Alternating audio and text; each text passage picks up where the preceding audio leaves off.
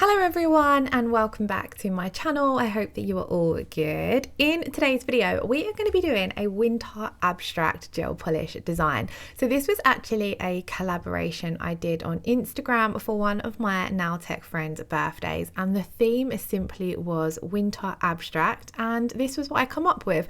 It was really fun, not only taking part in a collab because I haven't done that in absolutely ages, but I do really love having a theme for a set of nails to do. One of the favorite things when I did used to work on clients, which was a really long time ago, was one of my favorite things anyway, was when someone come in to do their nails or get their nails done and they had either a inspiration picture or they'd had a plan written out, or they just knew what they wanted on their nails but still gave you free rein enough to put your own little twist on that design. So I have always loved it when there's a collab with a theme, just because being a content creator, a lot of the time I just get to make my mind up what I'm doing on nails. It's up to me. There's no one asking me to do a specific set.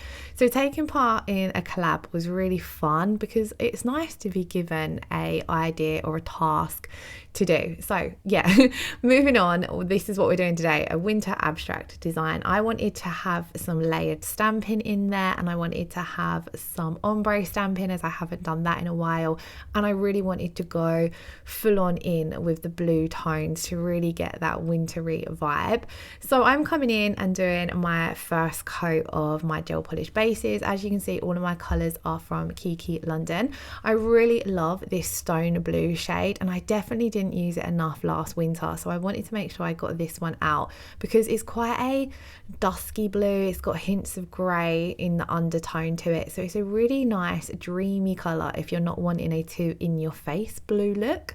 On the other nails, the two in the middle that are vintage white, which we're going to come in now and do the second coat on, I wanted to do my stamping predominantly on these two nails. That was what I had in mind when I first sort of started planning out this design in my head. I love vintage white for a base for stamping. I feel as though it's a really pretty creamy cashmere kind of shade, but it works really well as a base for stamping, as sometimes it's nice to not have a white base when you're doing your stamping. As long as you've got pigmented enough stamping polish colours, I actually prefer to stamp over either an off-white base or a pink or a nude kind of colour, because I feel as though having a white base sometimes draws away the attention from your stamping. It kind of makes your stamping colours pop a lot more, but it draws a little bit of the attention away. So if I can, I like to mostly anyway stamp over a off-white base, and I think vintage white is perfect for that, and it paired really pretty with all of these colors as well. This particular glitter blue, I absolutely loved how this color looked, and I wasn't sure what I was going to do on the thumbnail to begin with. Originally I was just thinking a full glitter nail with some crystals, but we end up doing some stamping on that nail as well. So on to the sort of design, the two nails that hit the abstract part of this theme. So I'm going to come in and start off by placing down my silver leaf. So on these two nails I wanted to have a bit of a layered look going on, so I'm going to come in, I place down my silver leaf, and I'm placing this down on top of the tacky inhibition layer that's left behind when you cure your gel polish. And what I like to do is just very gently place this down where I want it to be with my tweezers, but then I'll rub it in with my silicone tool. This way it sticks down nicely and you don't have to worry about breaking up that silver leaf too much. I feel as though if I kind of rub it in with the tweezers, because they're going to be a little bit more harsh on the silver leaf, it is very fine. By doing it with the silicone tool, it smooths it out and it makes sure that it's got really good contact with the nail, but it doesn't break it up any more than what you have already when you've broken it off the sheet, if that makes sense. So I like to come in and just very gently go over it with the end of the silicone tool. I will also seal this in with top coat before I do my stamping over the top of it as well. And the reason I do this is so that if I make any mistakes with my stamping, I can wipe that stamped layer off without removing anything that's underneath it. So in this case, the silver leaf. You could of course stamp directly over the silver leaf, but if you did make a mistake or if you didn't like your design, when you wipe it off with your alcohol, you more than likely are going to take off some particles of the silver leaf. So that's why I always like to just put a really thin coat of top coat in first. So I've come over both the nails and applied a layer of no wipe top coat, and then I'm going to cure this for 30 seconds.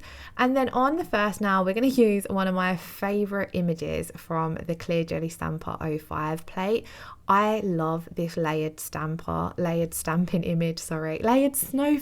image is what I was trying to say. So the layered snowflake image, you would have seen this be used in a few sets of nails I've done, as it's one of my favorite ones. I do need to get some more stamping plates that feature snowflakes in layers, but I especially love this one, and I don't have too many layered stamping plates that are good for Christmas or winter, so this one always makes an appearance. But what I'm going to do is I've left all of the stamping in real time in today's video, because I often get asked for this, and some of my most popular videos on YouTube are real-time stamping ones. So I've not left the whole video, but all of the stamping is in real time, so you can see how quickly and slowly I'm working in places.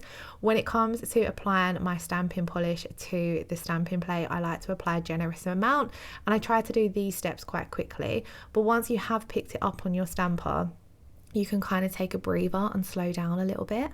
So what I'm going to do is I've stamped down my first layer, and this is a fairly simple image, but I didn't line it up correctly or well enough on the first image. But when we do the second one, it goes a little bit better. But one of the great things about this design is it doesn't actually look too bad if your layer is a little bit off. So I've cleaned up my stamping plate. This is really important when you're doing layered stamping, that you clean off between each layer. Any dried stamping polish on your plate will pick up on your next design and ruin how neat and crisp it looks, or it might even mean that you have difficulty when it comes to picking up that image. So I always like to apply a generous amount of stamping polish, giving it 2 scrapes to wipe off that excess. Sometimes I'll only do 1, it kind of just depends on how the image is looking. And then I'm going to take my lint roller and remove any excess image from that stamper. So any image that you've picked up that you don't want, I like to remove this from the stamper before I stamp down. And then I'm kind of looking at this image, and I know from using this image so many times that one of the diamonds is slightly smaller on the snowflake than all of the others.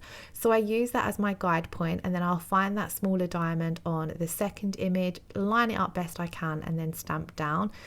I just was a little bit off, but like I said, with this particular image, it doesn't matter too much. So if you are new to layered stamping, I definitely would try and find some images on layered plates where it's not very necessary to have your layers lining up perfectly.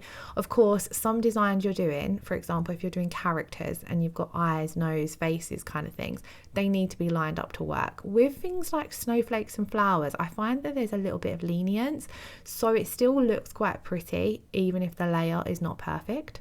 So I'm going to do this exact same image again over the top of that silver flake down in the lower part of the nail. So we're literally going to repeat those steps again. So I have picked up my first layer using the grey stamping polish. So the stamping polishes I'm using today are from Clear Jelly Stamper and Born Pretty. The Born Pretty ones I did have linked in my Amazon storefront, but they've been unavailable for ages, which is such a shame because I love this particular collection and I actually wanted to buy another one. But yeah, I don't know if they're out of stock or if they're not coming back to Amazon. But wherever you buy the Born Pretty stamping polishes from, whether it be Amazon or directly from Born Pretty, I have always found them a really good budget stamping polish. And then of course, this Clear Jelly stamping polishes are brilliant. I love the fact that they have these in smaller and larger size bottles on certain shades. And then I also love that they've got a huge colour selection. So you can really have fun with stamping if you've got a big colour collection of stamping polishes. Now this isn't something I do have. I've got a decent sized collection, but I would love to have more basically, because the more stamping polishes you have, obviously the more fun you can have, but it does work out a little bit expensive. So for a more budget friendly option, I would highly recommend the Born Pretty ones. If you're not on a budget, then I'd go for the Clear Jelly Stamper ones. I'm not sure too much of the price difference. I know just when I bought the Born Pretty ones, because I bought them as a bundle, it worked out very cheap. So as you can see there, we've done our second snowflake and this one lined up a little bit better. On to the next nail, we're going to do some snowflakes again, but this time we're going to do them with those 2 colours, so the grey and the blue, but we're going to ombre them. So I'm going to go in first of all, and I'm going across at a diagonal. That's just the design design, the way I wanted this design to go. You could go straight down or straight across. I find diagonally just gives me a better blend. So I've placed down those two colours side by side and then done 2 scrapes to make sure they blend together in the centre. Again, if you are new to doing ombre stamping, I would choose 2 similar colours. So this blue and grey, they're kind of similar, so they blend together nicely. If you use 2 quite contrasting colours, then it can be a little bit trickier to get a nice blend. Sometimes you've got to play around with how much you use of one colour, because one colour might overpower the other. But once you've blended those 2 colours together on your your stamping plate, you just pick up your image and stamp it down as you would a normal image. So it's really easy to do. And again, it's a really fun thing to do if you have got quite a nice size collection of stamping polish colours, because you can really play around and create some fun designs. So we're going to go in and do the same again. So I'm coming in this time first of all with the blue, but I'm using a different snowflake on this plate, and then the grey, being very careful that you don't get the previous colour on the next colour's bottle brush. Scraping to blend those together. I like to do just a quick flick of the wrist with my stamper and it picks up the image beautifully. And then I'm just going to use my lint roller, same as before, to take away the excess. When it comes to stamping down the image, I like to look through, take a couple of seconds to line up where you want it to go, press down firmly, and then do a little rock from side to side just to make sure that has fully stamped down onto the nail.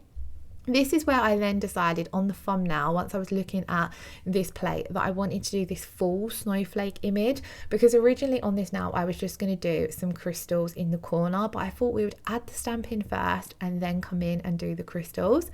Now I decided to do this with this pearlescent white shade from Born Pretty. Again, this is from the same collection as the grey I was using, and it's a really nice, it's an off-white, so it's not as bright as a standard white stamping polish, but it has a really pretty pearlescent effect to it.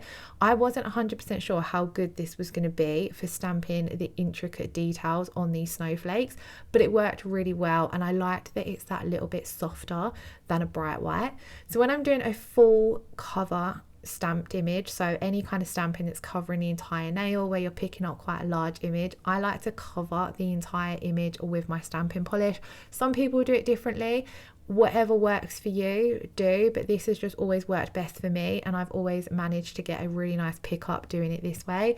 So I applied my stamping polish to the entire design, scraped off the excess. Obviously that way you then are going to pick up some of the images surrounding the one you want, but this way for me always guarantees that I pick up the whole image nice and crisp, and it's getting into all those little grooves on the stamping plate, and we're getting a really nice clear stamp when it does stamp down.